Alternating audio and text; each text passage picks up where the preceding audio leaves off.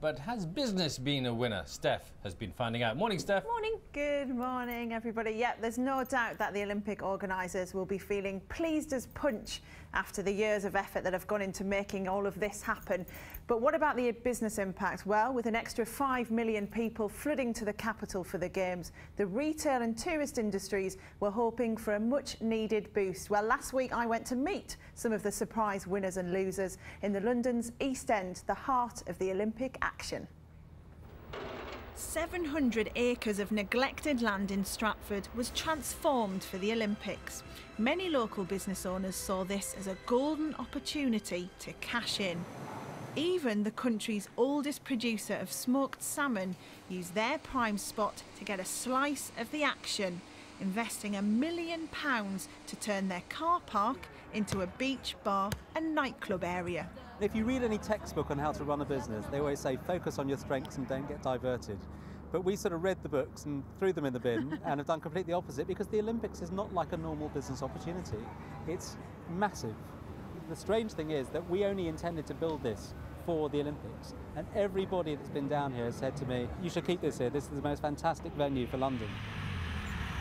Cab drivers too were rubbing their hands at the thought of all those extra people in the area, but many of them feel like they've spent more time parked up in the ranks. The opening ceremony was fantastic, really busy, loved it. Everybody thought every day was going to be like that.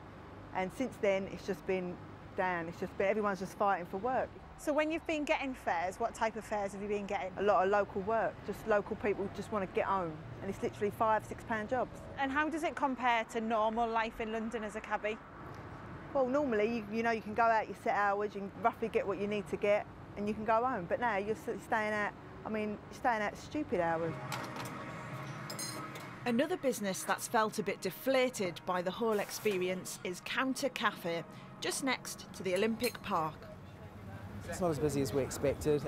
We're as busy as we normally were, maybe a little bit more so. There's probably a few more TV crews around and a few more police around than there were before, but you know, it's not crazy busy, no.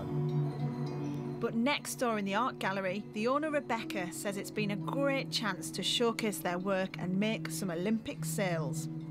The best things are things like change of infrastructure, new bins, new street lights and general security. We've sold about 3 or 4 things, and actually one of them has been to architects that built one of the buildings on the Olympic site, so it's photography of the water polo stadium. So while inside Team GB's been doing the business for sport, it hasn't quite been the gold rush that local firms outside were hoping for.